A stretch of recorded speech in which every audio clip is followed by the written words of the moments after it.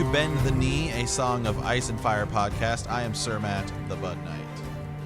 And I am Sir Ezra, the Watchful. Welcome to Follow Up Friday, where we answer all of your Ravens thoughts from last week, comments in the Facebook group, and it's just the best. It's just the best time. It's just a great episode. I don't want to pat myself on the back too much here, but we're just the best. All right, we're just great. Okay. Yeah, Sir Ezra and I, we record these on Sundays, and we both just spent the last 2 hours looking for new jobs. So yeah.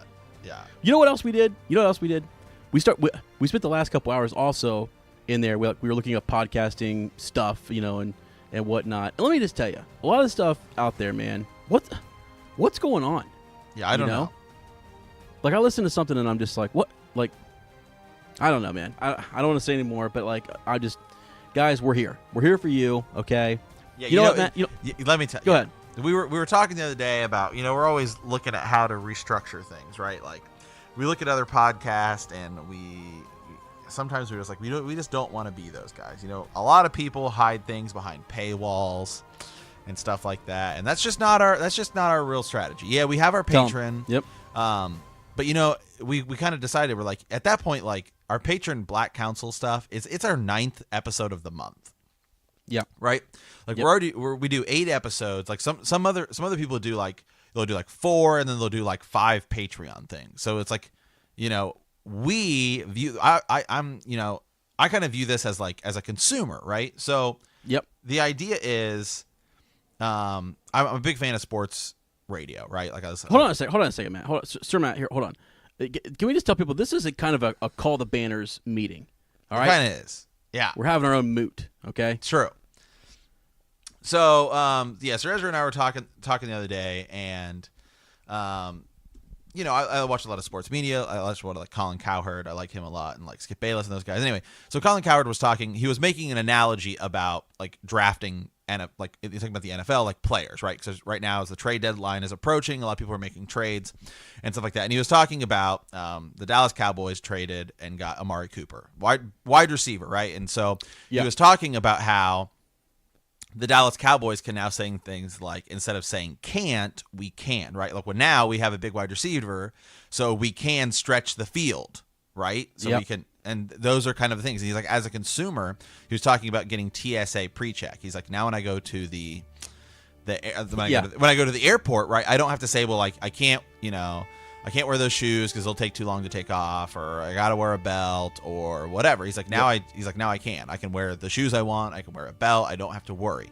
And so Sir Ezra and I were talking about our Patreon and stuff like that. And we're like, we and the structure of the show, and because we've talked to other podcasts and stuff, and they're like, well, why do you guys do so many episodes? Well, it's because we like the freaking realm. Okay. Yeah. That's why. Because we're a listener first podcast. Like, it's not about making money. It's about, like, putting our listeners and our bannermen first. Okay. It's the kind of podcast I would want to listen to. I want as much content as possible. And, it's like 8 episodes. Like, that's a lot. Other people do like 2 and then have like 8 Patreon episodes or something. Well, that's not what it's freaking about. Okay. It's about the community first. Let me tell you something, Sir Matt. Back in the day, I swore before the eyes of gods and men to defend those that cannot defend themselves. Yeah. Okay? All right? So I am here, right, to make sure that I spread this great, juicy goodness that is, A Song of Ice and Fire. All right? And try and stop me.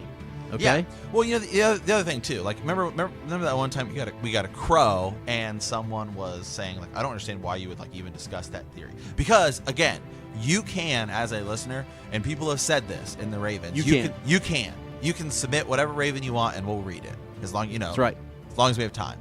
That's how it goes. Okay, so that's just how we run it. We're a listener, first podcast. It's all about the community. So right. Anyway, we've just been fired up about a bunch of stuff before we got on here. And I mean, because we're going to do what this is, we're trying to educate, we're trying to have good discussions, create a community. Like, is that a bad thing? No, it's not. Okay. So get out of our way. Let us do what we need to do. All right. Yeah. Get on board. Actually, when we call the banners, you need to show up, okay? Yeah. Because here's the thing. Like, look at what happened to, after the Battle of the Bastards, all right? A lot of guys had to come forward, and they had to apologize. All right? Now, look, we're willing to forgive, though, Yeah. all right? Actually, there's no need. There's no need for you to even apologize. Look, you're good, okay? We understand things are happening out there, out in the realm and whatnot. You might have missed an episode, all right? I get it, okay? Lord Hunter, I get it. You might have missed, it's fine. You just need to go back and listen to it again, and you need to come back and keep listening now and keep moving forward. Here's the thing, guys. I want to do this full time. I want to be able to talk Game of Thrones all the time. Try and stop me. That's what I want to do. Yeah. So that's why we do it. That's why we do it 8 times a week or 8 times a month. Yeah. So, gosh, I'd like to do it 8.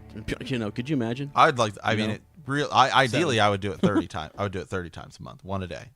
But Oh, yeah, that'd be so great. That's We could get through all the houses. That's why Sir Ezra and I are applying for new jobs, trying to find jobs that give us more time. Guys. That is exactly what I know. we are doing. I just found one the other day that'd be like 410, so I'd have 3 days off. I was like, could you?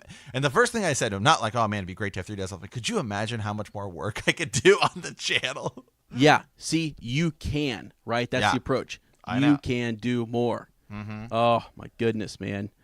I don't know, man. Well, the other Look day, out. the other day, it was Lady. I felt bad because it was Lady Jade's birthday. I wished her happy birthday on her personal Facebook page, but it was just like small stuff like that. It was just like, well, I want to be able to like wish people a happy birthday in the group, but I just got to run to work and all this stuff, and so we got to figure it out. Anyway, that's what we're doing. Anyways. We applied to jobs all over the country, just figuring stuff out. Anyway, guys, all right, let's dive into some of your Ravens because that's why you're here. Oh, first trivia. Trivia winner was Sam the Hammer. I think that's his first winner. That's his first trivia win. And I think it's his second, isn't it? I think he's maybe won before. Okay, well, hey, I think so. Boom, winning another one.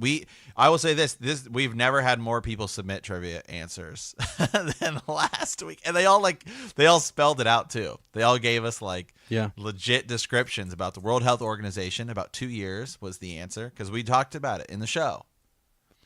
Yeah. Mm-hmm. Which also lets me know, man, you guys really listen to the Monday show too, so that's great. Right. Yeah. Yeah, because they're very different format wise. So glad that that's still popular. So okay, all right, let's trivia for next week. Yeah, what do you got? How does Sir Illian Payne lose his tongue? Yeah. How does Sir Illian Payne lose his tongue? Okay. Good old Sir Illian, I mean, House Payne, there's a discussion. I know you and I were talking about this a little bit before the show with Podrick Payne. Like, what's his story going to be going forward? He's still one of those characters. He may have a role to play. Does he sit the Iron Throne? Right. Guys, I won't tell you what the question was that I came up with for this week, but let's just say it had to do with a certain member of House Payne. Yeah, rising again. You know what I'm saying? Rising again and again.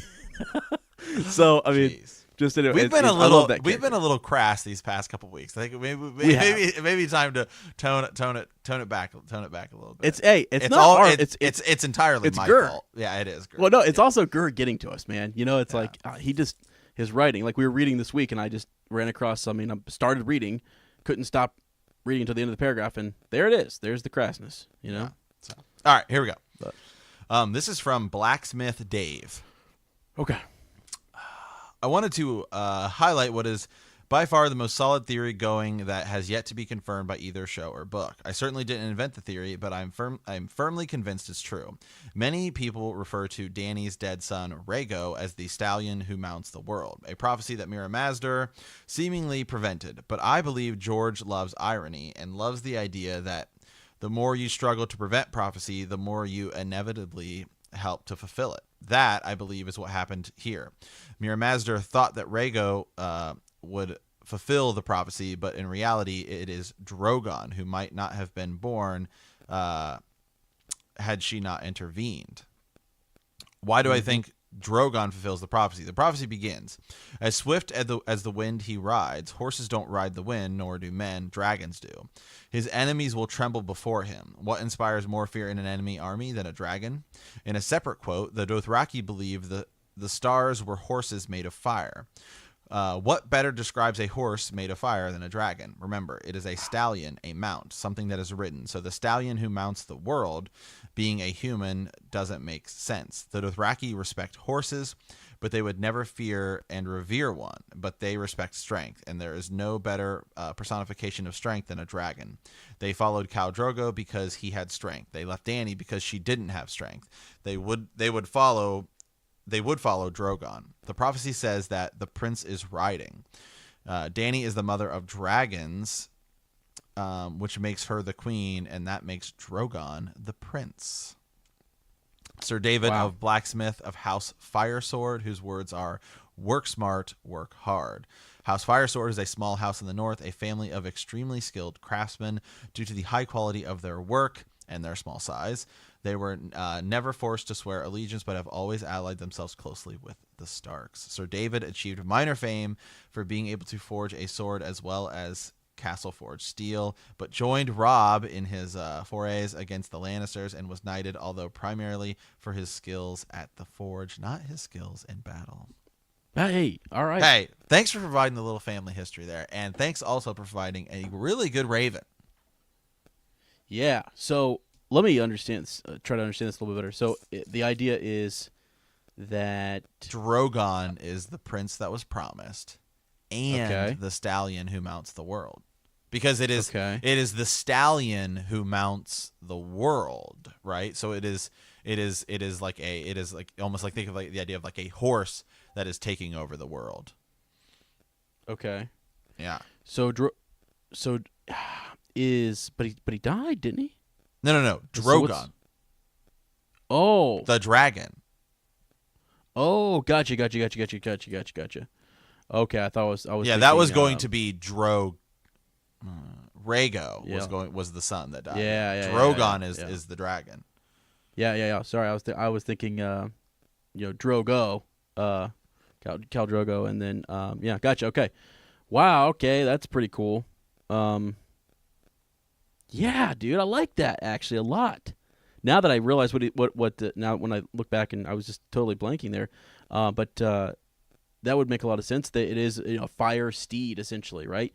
Something that's full of fire, but yet you can mount it, and so it's both. No, wait, the prince that was so Azor Ahai too. I mean, yeah, is that that would make him a prince, because if Daenerys is a queen. Yeah, that would make him if Daenerys is the mother of dragons, that would make him a prince. Right. Good point. Wow. That is pretty radical. Well, and I guess that. Yeah, she's the Drogon is this character, right? Mm-hmm. So sometimes we forget that the dragons themselves.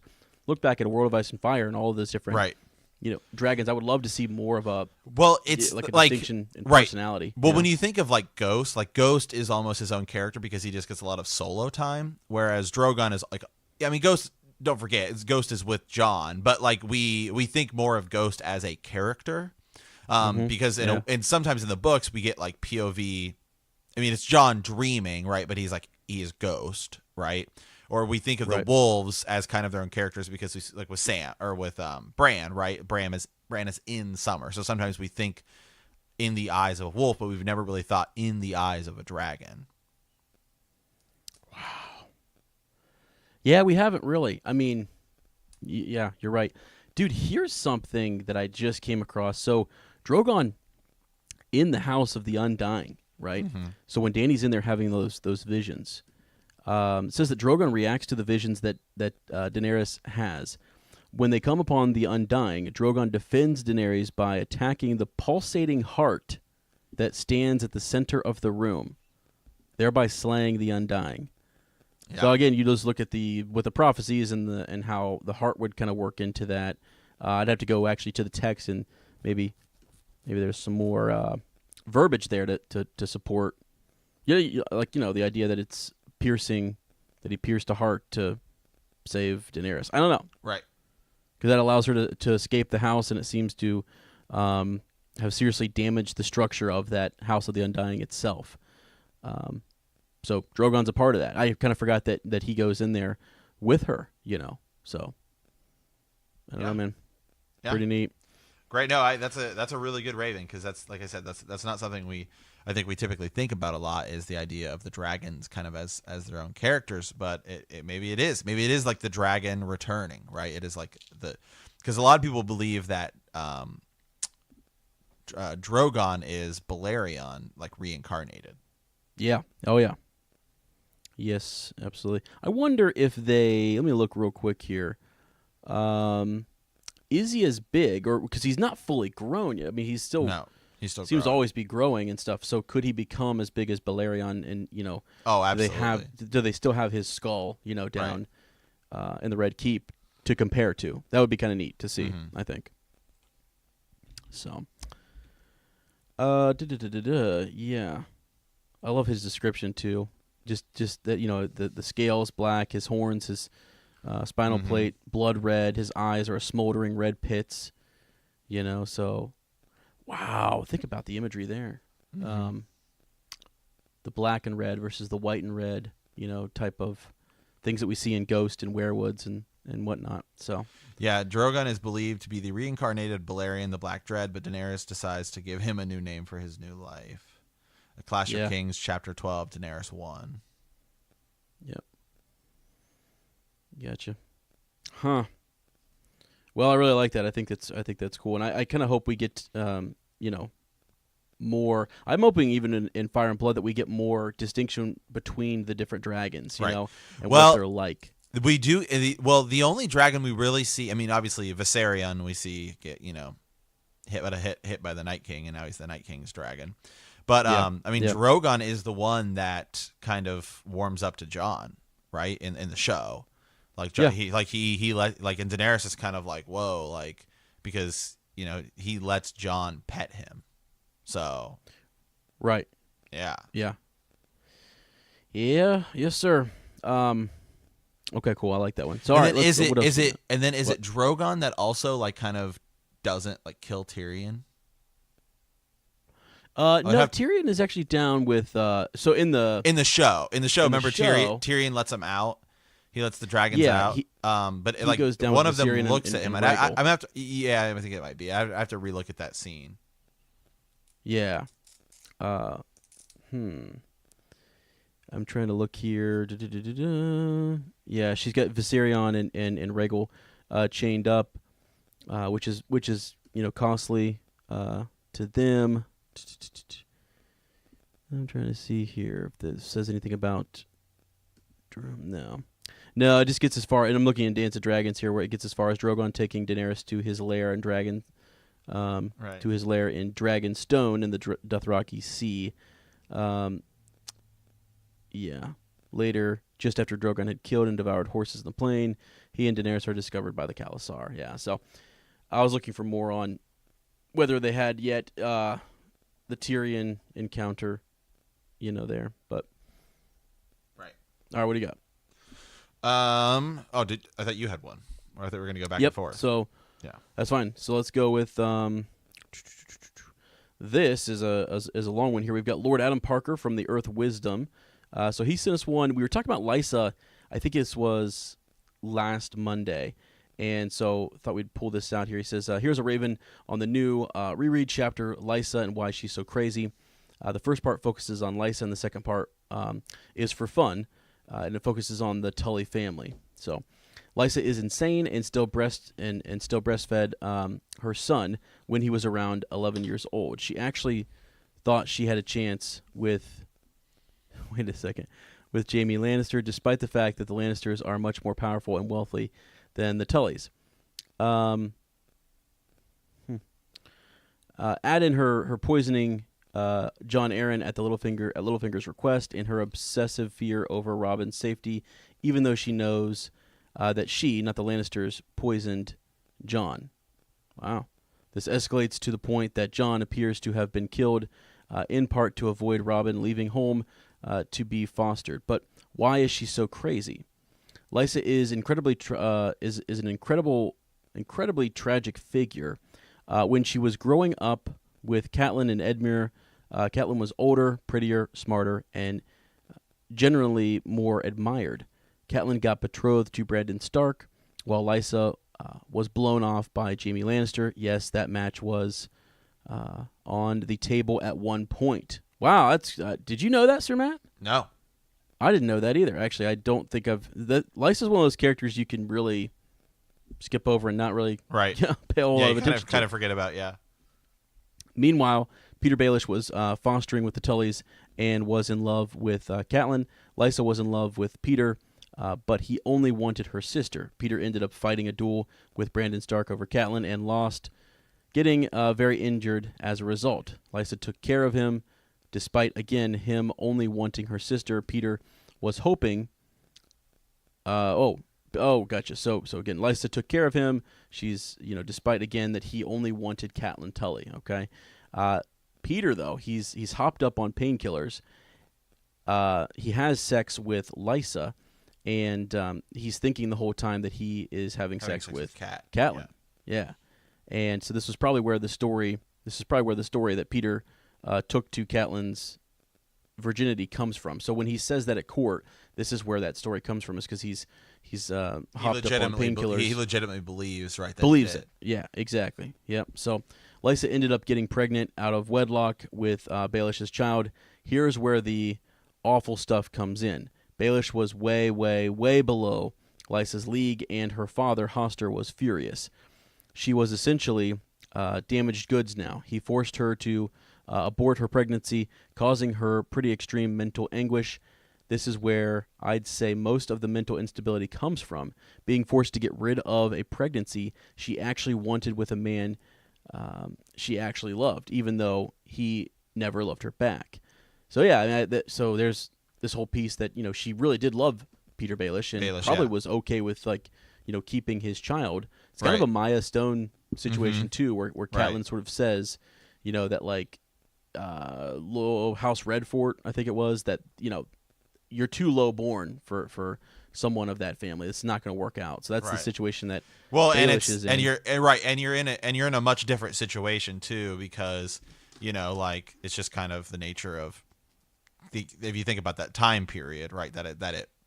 It's mirroring is like, okay, well, if you're a guy and you just have a bastard, right? But if you're a woman, like, you're kind of in a way like property. I mean, and so it's kind of like we need to be able to say, they have totally different standards. Yeah, exactly. Yeah, so that she can't keep that baby, but if it were like the other way around, well, sorry about your luck, Exactly. Yeah. So let's see. He goes on here to kind of say that Jon Arryn. So when you get to this, when Jon Arryn called the Banners and he goes to war, right? We know that he goes to Hoster Tully and he goes to House Tully to try to make an alliance. And Jon Arryn found himself short of heirs and in need of a wife. So Hoster married Lysa to Jon, using Lysa's earlier pregnancy as proof that she was fertile enough to have children. Lysa and Jon struggled to have children, though, and only had Robert, who was small and sickly. There's speculation as to whether this was because of Jon, who was much older than Lysa, or because of the moon tea that Lysa drank to abort her pregnancy prematurely, and whether that damaged her reproductive system. Could be both, he says. Mm-hmm. So Lysa was in love with Baelish. That love wasn't reciprocated. She raped him while he was drugged and got pregnant. She had to abort her pregnancy, and she ended up sold off like a horse to a much older man whom she didn't love. And she has been fostering jealousy of her sister and continued love for Baelish, who uses that love to manipulate her for the decade and a half since her wedding. Having lost pregnancies and having only Robert, she became incredibly, manically protective of him to the point of hobbling his development. I think all of that would drive anyone nuts.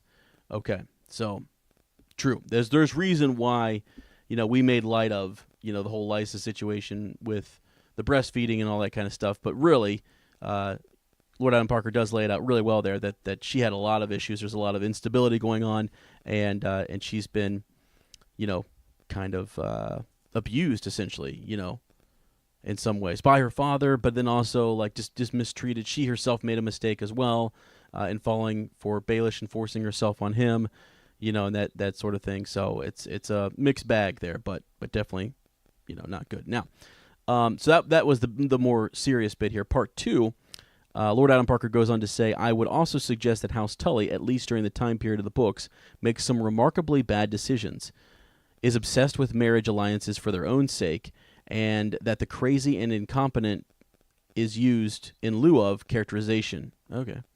The Blackfish is famous for being outcast for refusing a marriage alliance, and yet by being outcast becomes the only capable Tully pictured. Wow, there you go. There's a contrast, right? Yeah. Catelyn passed on Lysa's lies in order to get Ned to go south, urges Ned to work with Littlefinger when Ned wanted to strangle him instead. Then there's, arrest Tyrion, leaves Winterfell, defended by Bran, a maester and a few old people, forces the alliance with the Freys, releases Jaime, insults rather than allying with both Baratheon factions, pushes for harsh punishment of the Karstarks, highly ironic considering her misdeeds. Then she orchestrates the truce with the Freys that set up the Red Wedding. The only way we know she is not a plant designed to sabotage the Starks is her point of view chapters. So I guess if you weren't looking, if you didn't know, if you just saw some of the actions of Catelyn Tully, and you didn't know and you didn't have the point of view chapter, you might think that, wow, she has really caused a lot of problems to the Starks. Yeah, absolutely. And she does bring a different mindset, into their family and their way of working, their way of kind of navigating the political scene. It's worked for them for years. So is Catelyn's, and this is me talking now. I'm just kind of going on a tangent here. Right. But if Catelyn, the truce, it's like they could have. I get that the Twins is the spot they wanted to cross north of the Westerlands, and they wanted to kind of, they needed that maneuverability. But like, is there another way to force the Freys into an alliance that the Starks alone could have thought of? That was outside of what Catelyn Tully would have suggested. You know what I mean? So, like, is she a part of the problem? Is her southern nature and what she's learned in the South kind of handicapping or crippling the Starks? It may be, actually, because when she takes Tyrion, it almost seems like irrational, right? It's like, oh my God. But then, later she makes a lot of like really wise decisions where she's telling Robb, like, hey, don't marry this girl. Like, we need that bridge. We need that alliance. But like, right. But I mean, it is total. It is possible. Yeah. So, okay, let's continue on. Edmure single-handedly ruins Robb's strategic planning by disobeying orders, by running off and seizing a worthless target. I forgot about that. He does, and he gets reprimanded for that. Like Jeb Stuart, he throws away the plan in order to win glory. He then fails to hit the boat at Hoster's funeral after multiple attempts, making the Tullys again a laughingstock in front of their vassals during a war that they are losing because of him. Finally, he fails to die at the Red Wedding, leaving the Freys in possession of a valuable hostage, and Jaime in position to play an epic game of hangman outside of Riverrun. So yeah, he's out there trying to persuade the Blackfish, to surrender because he's got Edmure out there and displays him day after day. And actually, that's the phrase, right? Like they display him quite often out there, and they've treated him pretty harshly. But yeah, it's epic. So where Targaryens were either great or crazy, Tullys are inevitably incompetent or crazy. So he's kind of really dogging on the Tullys here. Honestly, given how much trouble the Tullys went through to set up these marriage alliances, the horrible results, and how the Targs were careful to not marry Tullys, and the fact that it was suggested by the Maesters, it looks like Southern ambition was really a false flag operation designed to draw out and sabotage the anti-Targaryen alliance. The seed is strong wasn't a clue about Robert's bastards. It was a warning about Tully genetics and the folly of marrying into their house. Right. Yeah. Hey, well, something else to think about with the Tullys. We talked about this. It's not just that, but also they're in the worst position in Westeros. Yeah. The Riverlands. It's so like, I mean, if you're gonna make an alliance, you're gonna make an alliance with somebody that's like smack dab in the middle. You know what I mean? Yeah. You have no real protection other than like the rivers, right? You have like the trident, like to maybe stop enemy forces. But like, let's say for like the Tullys could not fight a war by themselves because you would just get all the supplies and everything cut off from around you. So I would also, if I were somebody else, like unless it were a big step up, I would avoid a marriage alliance with them as well. Yeah, well, and also they're not one of those traditional. What we have learned in the World of Ice and Fire that they were kind of big during Aegon's conquest. The Targaryens are the ones who kind of raised them to that position. So I know Lord Adam Parker's just kind of being funny, here and stuff. But yeah, it's sort of like there really is, the Blackfish is cool, and what sets him apart is that he refuses marriage alliances, right, as he says. But then the rest of them, it's like, man, they're just this is just a bad batch here, Hosker Tully's kids, like they go through some stuff, and they're not well looked upon. But yet there's this relationship to the Starks. A lot of these Stark children, their aunts and uncles, great aunts and great uncles are all, aunts and uncles actually would be Tullys, and so that's kind of interesting. And you I almost wondered too why there wasn't more of a relationship between Lysa and Edmure and their nieces and nephews, from the north. So I mean, even though Arya knows at one point that she should head down to the Trident and she should take one of the forks and find River Run. She knew that was a place where possibly she could get support. She's family. She has kindred there, so through on her mother's side. But the Tullys are just not, I don't know, man. They've got a trout on their sigil, okay? Yeah. One of my favorite lines is still when Arya's talking to Jon. She's like, a wolf with a fish in its mouth. Yeah. I mean, does Arya even respect? I mean, I know. So that's okay. All right. Well, hey, thank you, Lord M. Parker, for a great Raven. We got one here from Lady M. Okay. Dear sirs, first of all, let me say thank you for the amazing work you do on the show. It's really clever and entertaining. I was looking for something to get me through A Song of Ice and Fire withdrawal after the first reread of the series, and my plan failed miserably because Bendany only drew me deeper to Gur's universe. But hey, not complaining because the show is excellent, and you've also convinced me to listen to the Night of the Seven Kingdoms audiobook, which was great. Right now, I can't wait to have the next Follow-Up Friday episode tomorrow. This would have been the Follow-Up Friday she's talking about that just aired last week. I'm not sure if you discuss the ravens of any old person or just the patrons, but I'm really curious, so I'll go ahead and ask you. What do you think is up with Sir Alliser Thorne? Is he alive? If he is, where can he be? Could he have betrayed Jon in any way? His ranging party had ravens. Could they have had a voice in the conspiracy to kill Jon? What are your thoughts? Thank you again for the amazing show and your very open and friendly attitude. You come across as well-meaning guys who are honestly interested in creating a community, which helped me pluck up the courage and write to you. All the best, Lady M. Yeah, nice. Yeah. I love that. Yeah. Well, first of all, thank you for sending us a rating. Yeah, exactly. And being a listener. I just had when you said Lady M, I was just thinking is this M from James Bond? Is this is this not like M? It's just M. It's great. Yeah. Well, first of all, let me just say, anyone who's a listener and is like, I don't know if they'll read it, we'll read your Raven. Send Absolutely. it. You fire it right away. Okay. Right. So yeah, you never need the courage to speak. Just go right ahead. We don't bite. Yep. Much, but okay. All right. Not much, yeah. Okay. So good question. So the last time we see Sir Alliser Thorne is Jon had given him orders to range beyond the wall, and Alliser's angry, but he accepts the mission because you remember Jon is also executing Janos Slynt.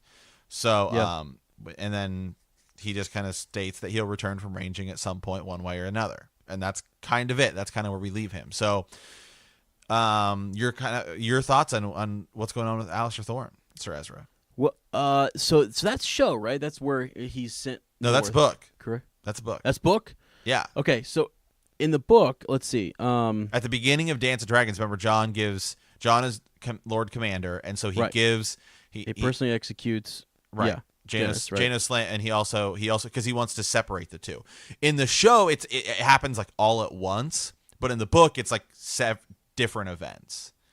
Right. Yeah, in the book it's different. It's different events, and he actually gives him like a couple chances in the book. In the show, it's flat out like, did you just disobey an order? And he tells him to like piss off, and then he just executes him. But it's the same outcome. It's just they're just a little. You got to speed it up in the show. It's in the book. It's a little bit longer, drawn out thing. Well, so I guess I'm also think I'm digging here for like what happens in the. So in the show, is he still? So what did you just say that he's doing in the show? Like, because in John the show, is left with his in the show, I can't remember if he does actually. He names him First Ranger, but I can't remember if he actually leaves. Well, yeah, not. because I mean, his watch has ended, right? I mean, he's been raised from the dead. When we see him in the show, he comes back, and right. And I don't remember.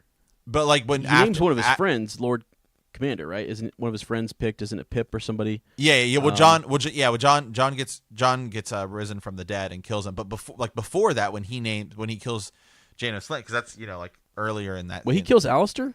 No. He kills Janos. He does kill Alistair Thorne. He's one. Yeah, that's what I was wondering. Yeah. He does after he's raised from the dead, because Alistair Thorne was part. That's right. Of he hung him. Right. Yeah, it's part of the plot, and Alistair Thorne said he would do it again. Yeah, that's right. I forgot. Okay, that's what I couldn't remember in the show. I was trying to. But in the books, he's only killed Janos Slynt, and it's the same thing. He beheads him. Right, and so we don't know if Slynt is a part of the party that steps up and says for the watch. You know what I mean? Like, did he or do we? No, you mean Alistair Thorne?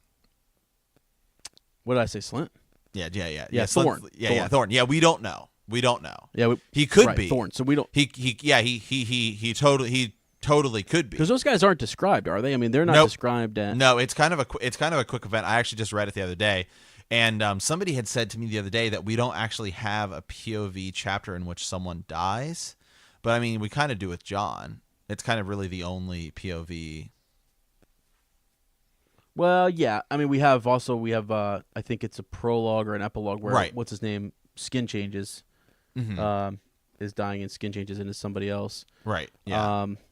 But yeah, so I don't know. I honestly, in the books, here's the question. I think is, does it happen the same way in the show? Is my question. Mm-hmm. Like, is he one of the members who comes back and stabs John and says for the watch, and then he is brought back, and then he ends up, hanging those guys just like he did in the show. Mm-hmm.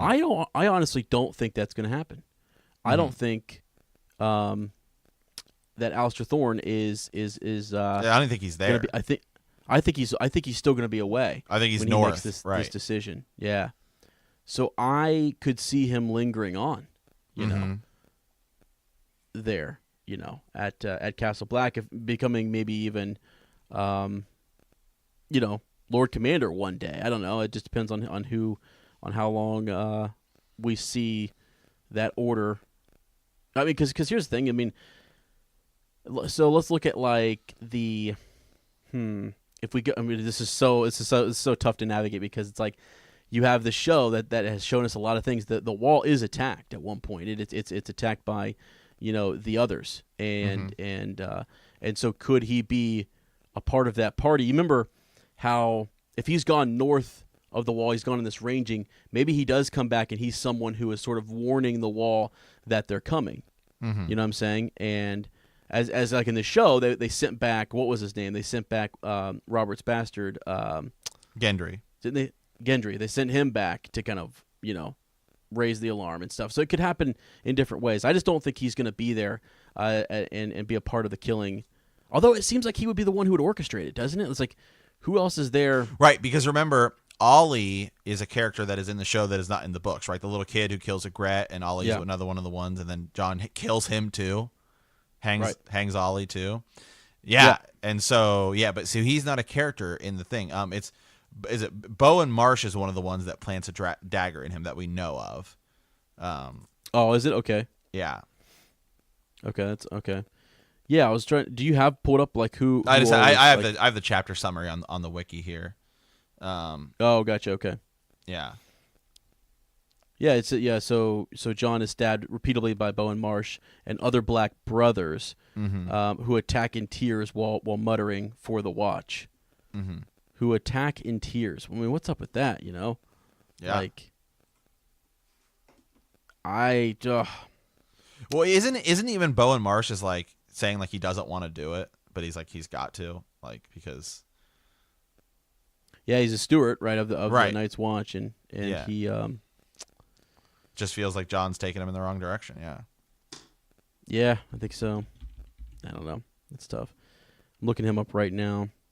So it says Bowen is at first helpful to Jon, but becomes increasingly angry with his decisions. These include making a base-born lad Satin the Lord Commander's new steward, appointing the wildling Leathers as the new master at arms at Castle Black, and allowing wildlings to join the watch and diminish the food supply.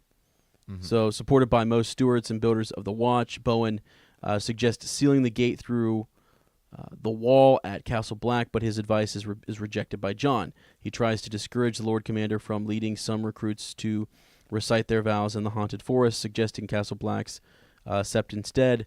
Jon tasks Bowen with collecting tolls from wildlings passing through the wall and sending the riches to Eastwatch by the sea. The final straw for Bowen is when Jon reads aloud a letter sent by Ramsay Bolton and states his intention to march on House Bolton at Winterfell, threatening the neutrality of the Night's Watch. A crying Bowen and fellow conspirators stab Jon several times in the mutiny at Castle Black. And you know what, man? I mean, like, it's crazy, but like that's a mistake Jon Snow made. Yeah, it is. Isn't it? It is definitely a mistake. You know, it's that's so hard. It's what Gur does. He puts us in this crazy difficult position where it's like, like, why are you doing that? Like, this is tough. But his watch will be ended, upon his death, right? I mean, and so he dies, and so now his watch is ended. He's released from that vow, essentially. So, I don't know, but okay. Here's something. Here's something real quick. I just have pulled up here from rabbit hole territory. So this is a Reddit thing. I was just typing in Alistair Thorne theories to see, if people are talking about like, hey, the fact that he's whatever, some Reddit. So this guy is saying, wow, this is big assumptions here. He's saying R plus L equals J. Let's go ahead and go down that line. Jon's parentage will be revealed, but likely by Melisandre. Jon will either survive his assassination attempt or be revived by Melisandre. Alistair Thorne will return from his ranging, and Alistair Thorne was a Targaryen loyalist. Will he be a Snape-like character, and it ends up he's a good guy in the end, and will come to respect Jon? Well, I more think that if he finds out his true parentage, he would just, kind of. He still doesn't like him. Right. I don't think he's gonna all of a sudden. I think he'll be like. I think he'll recognize him, as maybe someone important or the heir to the throne or whatever. But yeah, I don't see. Yeah. What if? Thorne. Well, what if? Maybe Alistair Thorne, Jon names him Lord Commander, or something. I don't know. If that does go the same way, because maybe he doesn't kill Alistair Thorne, and then he ends up naming him, Lord Commander. I don't know. Yeah, maybe he does. Maybe that's the way it works in the books. Is when he comes back, he kills Bowen Marsh and all these guys who came up and killed him. But can he even do that? Is he the Lord Commander? You know what I'm saying? Like, right. Who? I think Bowen Marsh takes control when Jorah Mormont is killed at Craster's Keep. He takes control until the election. Right. So he's probably taking control again after Jon has died, and then. Right. Well, I mean, technically, I mean, I don't know. Actually, I think Gur has said that Jon is dead, hasn't he? Gur has like confirmed that he doesn't just like pass out, that he's like dead. Oh, he's dead. Yeah. Yeah, he's died. Yeah, Gur has 100% confirmed that Jon is dead. Yep. Okay. Yep. Boy, that'll be a chapter to read when in Winds of Winter. I know. To see how he goes about that. What if Gur really threw us a bone and Jon is dead? Is dead. He's just dead. Like actually dead. Oh, like, man, story just progresses without him. Then there would be no reason for anything at the wall, and it would be like, it would make no sense. Yeah, it would suck. Yeah. So all right, you got another one for us? Yeah, let me see here real quick. What do we have here? Okay, from our good friend Ghost of Harrenhal, we have a raven, and let me start here at the top. Littlefinger took a moment to adjust the drape of his cape, but Tyrion had seen the flash of hunger in those sly cat's eyes. So this is Tyrion for A Clash of Kings. There's a quote. Now, Arya 3, A Game of Thrones. That's the real king of this castle right there. One of the gold cloaks had told her, older than sin and twice as mean. Okay, hold on. I haven't even read the Ghost's Raven, and I what are you thinking? I already. It's the cat. It's the cat is what they're talking about. I already know that. I already know the line, the language. Yeah, no, but I mean, what's the connection though between the cat and Baelish? Cat. I don't know. I think it's so. Looking at it says Littlefinger took a moment to adjust the drape of his cape, but Tyrion had seen the flash of hunger in those sly cat's eyes. So it's either a connection to Catelyn, or it's a connection to this cat that he is working into. Sorry, that's just my initial thought. Mm-hmm. All right, here we go. Let's see what the Ghost has to say. That cat has a way of surviving with unchecked power. I think that one-eared cat may be Baelish. When Brandon Stark dealt with him, that nearly mortal wound didn't he cut the side of Peter's face or his ear? His great-grandfather was a Braavosi sellsword. Perhaps he has some unknown powers. Peter barely had any land to speak of, but now he controls the kingdom from behind the scenes. He owns everything and heads it all like a master web.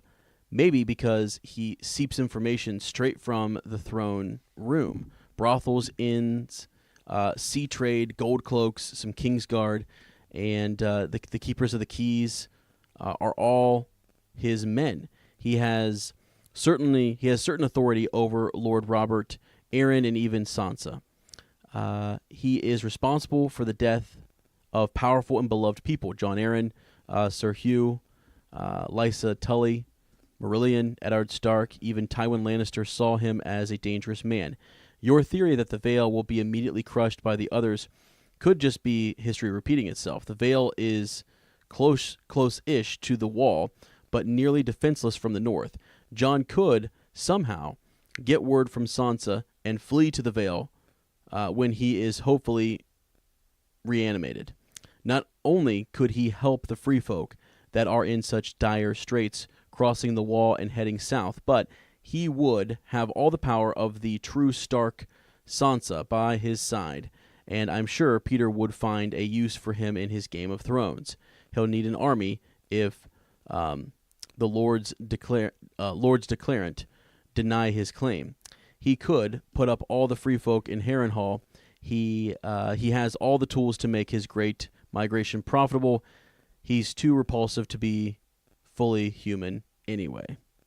Ghost of Harrenhal. So basically the connection is Peter Baelish the cat, the old cat, the one-eared cat. Hey, maybe, Baelish, again, we've talked about this before. I am totally do not believe Baelish is going to go out the way he does in the show at all. I think he's a far, far, far bigger character in the book, has far more to play. Is it possible he's doing kind of skin changing? I don't know about that, but I mean it's basically, I think the question then is how does he get all the information that he gets? How does he know all the things that he knows? Because we learn about Varys and how he uses little birds, right? Well, some people believe Varys is a merman. Right, some people believe that too. So why couldn't we believe that Peter Baelish is? Well, hey, it's true. Okay, I'll take it into consideration. Yeah. So I think it's interesting because I have wondered, is there someone in the story who has had a wound to their face, or the side of their face, or to their ear, and is there Tyrion any connection? Yeah. to that person and this cat, and knowing a lot of different stuff and being seen around the keep, So just always kind of and he is in love with Cat, so you have that kind of connection as well. That's why I said, yeah, Right. I kept seeing, like, when they talked about his, like, looking at his eyes and those sly cat eyes, it's sort of like, well, are they talking about Cat? Are they talking about the cat? Like, is he warging into cats because he kind of has that personality? And we're warned, by Varamir that, we shouldn't warg into, or, skin change into, cats, but you can, apparently. You know what I'm saying? So definitely something that you can do. Here we go. So yeah. What's up? I'm just trying to find some theories on that to see. Oh, with Peter Baelish and being a cat. Yeah. I mean, the word sly and Right. slyly is used true. a lot with him. It is. In almost everything that I see. Like, I'm looking at quotes here on just the wiki, and he's a clever. He's clever. He's considered wise. He had gray-green eyes that did not smile when his mouth did. So again, gray-green eyes there. Let's see. The gods only know what game Littlefinger is playing. Varys is saying that to Illyrio. Littlefinger is the second most devious man in the Seven Kingdoms. Tyrion says, if ever truly a man had armored himself in gold, it was Peter Baelish, not Jaime Lannister. Jaime's famous armor was but gilded steel. But Littlefinger, Tyrion had learned a few things about sweet Peter to his growing disquiet. So even Tyrion's a little bit, kind of taken back, right? Let's see. Yeah, where's that sly comment? Okay, so here we go. So Sansa's thoughts. He was Peter, her protector, warm and funny and gentle, but he was also Littlefinger, the lord she'd known at King's Landing, smiling slyly and stroking his beard as he whispered in Queen Cersei's ear. And Littlefinger was no friend of hers. So those are her thoughts when she's with him and traveling with him to the Vale. But yeah, I don't know, man. That's connections to him being a cat. I'd love to see more, lines, directly relating him to the cat, and then I'll believe it. Then I can believe. I mean, again, the cat stays there. The cat's its own thing. Right. I'm just looking at Littlefinger theories, and they're all just they're all crazy. Just crazy. So here's one: is it possible that Littlefinger specifically tries to put the Iron Throne in debt? Right. So that because he will, and that way he can buy his way to the top because he has quite an amount of money as well. Okay. Yeah. Maybe. I think it's more too that he's also a warg and has that working well. He's working every angle, every side. So the Lannisters want the crown to be indebted to them, so that the way they're in control. It's like they have to keep coming to them for money, and so they have influence, and so Baelish is running that scam as well. You know what I mean? But he's also working against he's working his way up. So he's kind of using the Lannisters in their bank to that end, I guess. So let's see. I don't know, man. He's just a snaky guy, Yeah. Okay. All right. So well, it's it there. Do we have time for about one more? I think. Yeah. I have one here from Maddie V, who told me that my Boston accent was terrible. Which is fine. Okay, he had said, thanks for including my question on young Griff. That was last week. Quick follow-up to your discussion. I really like your idea of him being a son of says Kalia and Aegor Rivers. If I'm not mistaken, both of his parents would have to be Targaryen/Blackfires, because in the book he is said to have blonde/silver hair and purple eyes. The Targs/Blackfires that have one parent without the features always produce children without the features. Baelor Breakspear, for instance. So young Griff would have had to have come from parents who were related. Now that I think of it, in all likelihood, the real young Aegon would have had dark features like his mother and sister, Rhaenys. Just read as a baby, young Aegon had fair features. I could have sworn throughout history only babes with both parents having the features came out the same.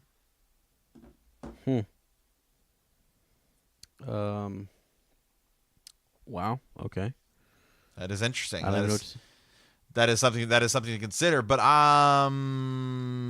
yeah, I think for the most part. But is Maegor the Cruel? Does he have blonde hair, or like platinum? Yeah, I think so. Yeah, he does. Yeah, he does. You mean the sons of Aegon? Yeah. Yeah, he does. Because I know King Maekar doesn't, but he is down the line, so he would.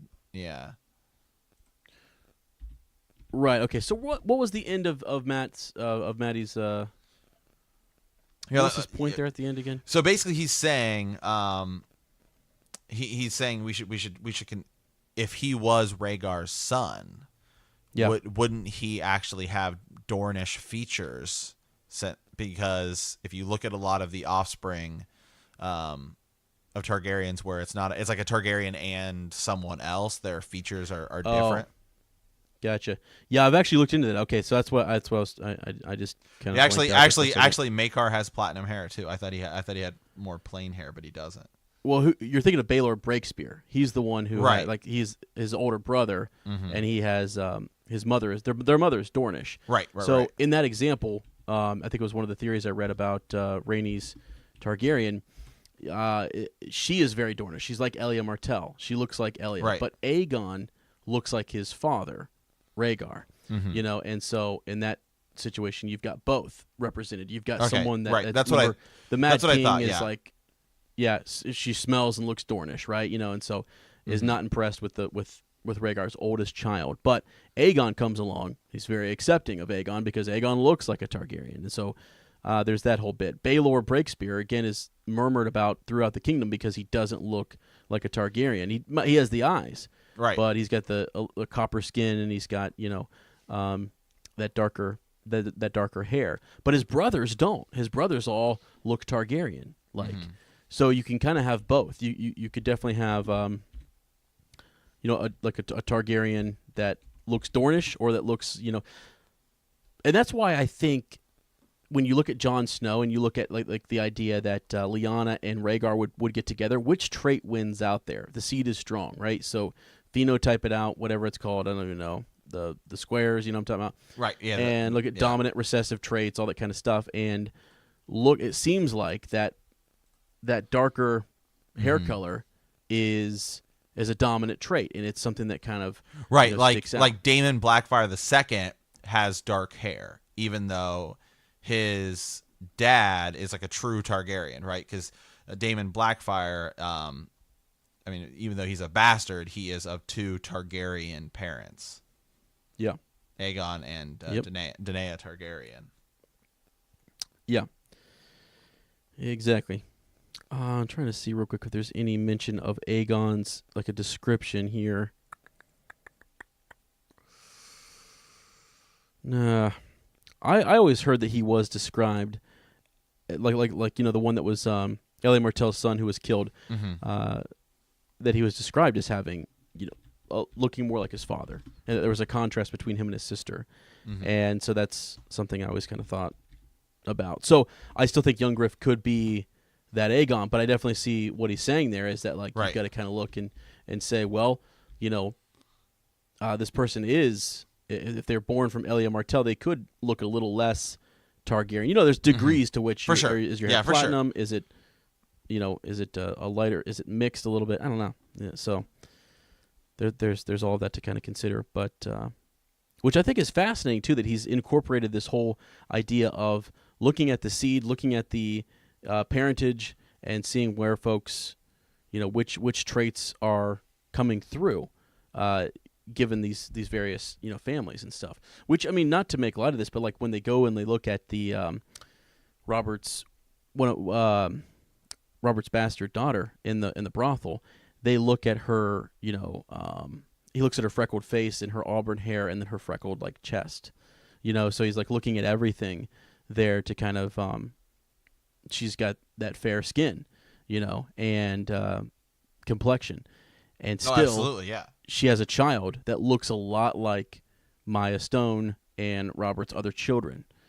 So, not that you couldn't, if he had more kids with that same individual, not that you couldn't have, various traits coming out. Same thing happens with the Starks. You've got Catelyn Tully, and you've got Eddard Stark, and you've got Arya, who has taken a lot of her father's traits and Lyanna's traits and things. And I think, not sure if Rickon or Bran, one of them is described as being kind of a little more Stark-like. I think Bran is a little more Stark-like. I think Rickon is a little has the auburn hair Tully-like, type of thing. Because they describe it's like this almost like auburn brownish type hair that like Sansa and Robb have. Right. It's because of their mother, Mm-hmm. But they, so. Anyways, it's something. It's something to really. That's the minute details you got to take a look at when you're reading Gur's work, just to kind of see. Mm-hmm. When he describes eye color and hair color, pay attention. Skin color, all of that, because it's important, and he does it for a reason. Yep. So. Okay. Well, I think that's about it for this week. Thanks again, Matt. Thank you, Matty V, for sending us another well-crafted Raven. And Sir Ezra, anything you want to add before we roll out here? Well, the only thing I want to add, I want to put a plug in here for Sam the Hammer sent us a Raven that we'll read next week. Mm-hmm. I've saved it in the doc here, and it's titled "What's with That Crow, Man? What's up with him? What's up with the crow?" Mm-hmm. And so I want you to think about some of the crows that we've encountered in this series, and we'll kind of we often go over ravens, but we are going to go over a crow next week. So because it's a really good Raven, and I was looking at it, and I think we'll save it for next week because it's solid, and we could spend a lot of time on it. So okay, well, in the words of House Smallwood, from these beginnings.